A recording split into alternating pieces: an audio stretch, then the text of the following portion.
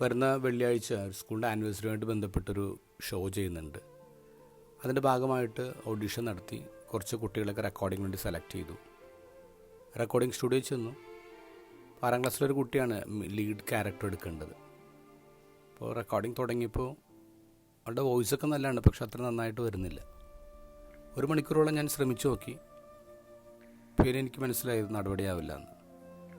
അപ്പോൾ ഞാൻ അവളോട് പറഞ്ഞു, മോളെ നമുക്കൊരു ബ്രേക്ക് എടുക്കാം, ഇന്നിപ്പോൾ നീ വീട്ടിലോട്ട് പോ, നമുക്ക് വേറൊരു ദിവസം റെക്കോർഡ് ചെയ്യാം എന്ന് പറഞ്ഞ് അവളെ പറഞ്ഞു വിട്ടു. എന്നിട്ട് ഞാൻ ഒത്തിരി കൂടി ഉയർന്ന ക്ലാസ്സിൽ പഠിക്കുന്നൊരു കുട്ടിയെ വിളിച്ചു, റെക്കോർഡ് ചെയ്തു. 2 ദിവസം കഴിഞ്ഞ് സ്കൂളിൽ ഞാൻ പഠിപ്പിക്കാൻ പോയി. അപ്പോൾ ഈ കുട്ടീനെ തന്നെയാണ്, ഈ 6ാം ക്ലാസ്സിലെ കുട്ടീനെ തന്നെയാണ് അത് സ്റ്റേജിൽ അവതരിപ്പിക്കാൻ വേണ്ടി കൊണ്ടുവന്നത്. അപ്പോൾ എനിക്ക് ഇത്തിരി ചമ്മലുണ്ട്. ഞാൻ അവനോട് പറഞ്ഞു, മോളെ ആ വോയിസ്, നിൻ്റെ വോയിസ് നല്ലതാണ്, പക്ഷെ അതങ്ങോട്ട് ശരിയായില്ല. അപ്പോൾ കുറച്ചും കൂടി ബെറ്റർ ആയിട്ടൊരു വോയിസ് ഞാൻ സെലക്ട് ചെയ്തു, റെക്കോർഡ് ചെയ്തു. എനിക്ക് വിഷമമായോ? അപ്പോൾ അവൾ പറഞ്ഞു, വിഷമമായി, ഞാൻ അച്ഛൻ്റെ അത്ര സമയം കളഞ്ഞില്ലേ.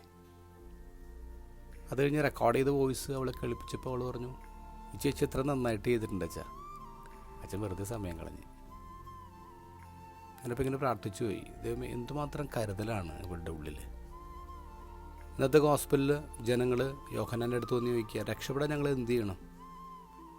യോഹന്നാൻ പറഞ്ഞു, 2 ഉടുപ്പുള്ളവനൊന്നും ഇല്ലാത്തവന് കൊടുക്കട്ടെ, ഭക്ഷണം അതുപോലെ തന്നെ. എന്ന് പറഞ്ഞാൽ എന്താ? നിങ്ങൾ ഈ ഭൂമിയിൽ ഒറ്റയ്ക്കല്ല ജീവിക്കുന്നത്, ചുറ്റും ഒരുപാട് പേരുണ്ടെന്നുള്ള കരുതലെന്നും കൂടെ ഉണ്ടാവണം. ഗാന്ധിജിയോട് ഒരു ദിവസം ഒരു കുട്ടി ചോദിച്ചു, ബാപ്പുജി എന്താണ് ജനാധിപത്യം?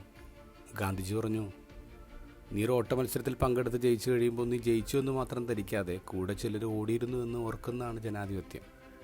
ഒറ്റക്കോടി ആരും ജയിക്കില്ല.